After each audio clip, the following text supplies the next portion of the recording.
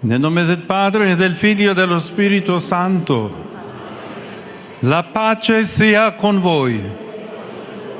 Você viu aí, a saudação do Papa é puramente intencional. E antes de tudo, eu quero deixar muito claro aqui que eu não concordo com regimes opressores, sejam eles de direita, de esquerda. Toda forma de poder, gente, que despreza a dignidade humana, que oprime povos, que usa de violência como instrumento de dominação, é contrário àquilo que é o projeto de Deus para a humanidade. Dito isso, qual é o objetivo desse vídeo diante dessa frase aí do Papa? Não é defender governos, nem ideologias, nem interesses geopolíticos. O objetivo aqui é apresentar qual é o posicionamento da Igreja Católica diante de guerras, de conflitos que ocorrem no mundo. Primeiro ponto, a Sagrada Escritura. Ela é muito clara ao afirmar que Deus é a fonte de paz. Desde lá do Antigo Testamento, quando a gente olha para o profeta Isaías, ele anuncia que o Messias é o príncipe da paz, em Isaías 9:5. No Novo Testamento, Jesus, por sua vez, afirma de uma forma muito direta: bem-aventurados, felizes, aqueles que promovem a paz, esses serão chamados filhos de Deus, em Mateus 5:9. E isso significa que para o cristão a paz não é apenas uma ausência de guerra. A paz é um fruto da justiça, é um fruto da verdade e também do respeito à dignidade da pessoa humana, como pensa a nossa igreja. A tradição da igreja desenvolveu profundamente essa reflexão ao longo dos séculos. Quando a gente vê, por exemplo, a obra de Santo Agostinho, ele definia a paz como tranquilidade da ordem, ou seja, uma sociedade verdadeiramente ordenada segundo a justiça de Deus. Séculos depois, o magistério da igreja vai reafirmar esse ensinamento em diversos documentos, não apenas em um.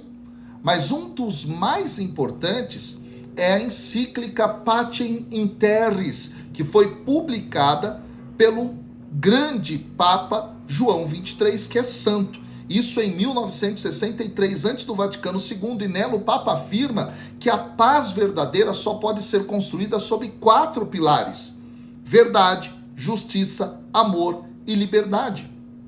Ou seja, não existe uma paz verdadeira quando há mentira, quando há opressão, quando há exploração ou qualquer tipo de desprezo pela dignidade humana.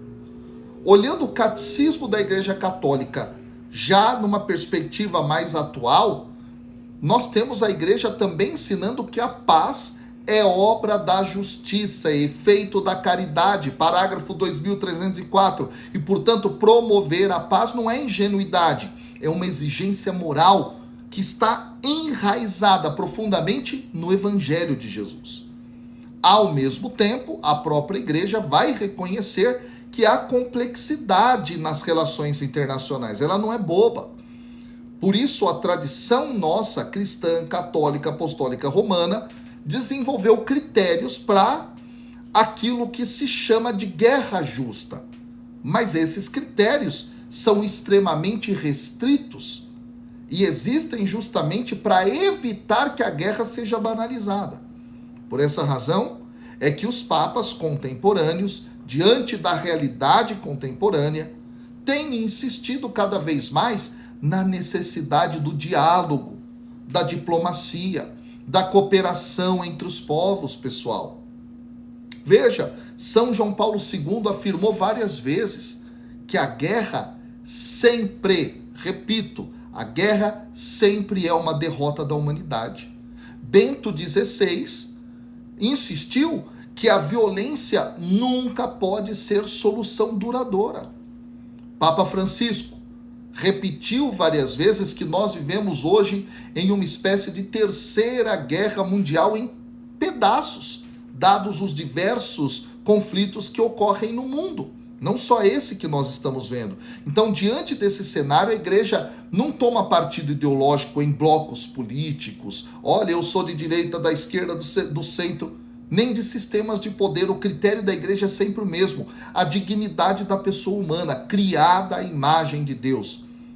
É imago Dei na linguagem teológica. E quando o povo sofre, quando os civis são atingidos, quando morrem inocentes, quando a violência vai se tornar regra, a igreja levanta a sua voz para recordar que a vida humana é sagrada, é inegociável.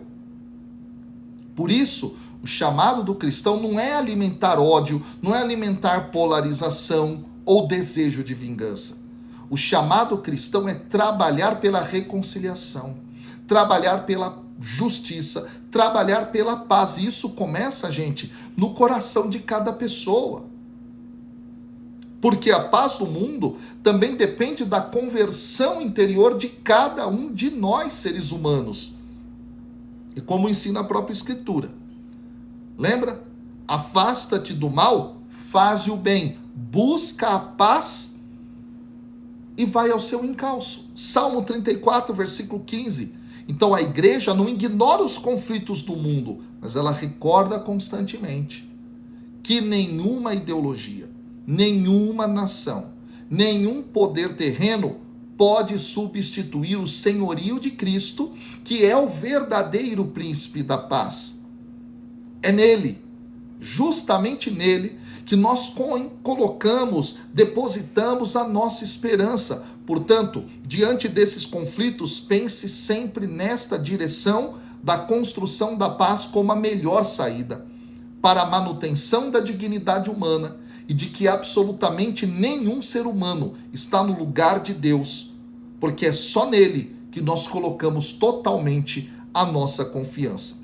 Se você quer realmente entender a palavra de Deus, Sagrada Escritura, tradição, magistério, teologia católica, me siga para mais. Deixa seu comentário e envie esse vídeo para o máximo de pessoas para que elas possam ter a consciência da real vontade de Deus e do ensino da nossa Igreja Católica Apostólica Romana.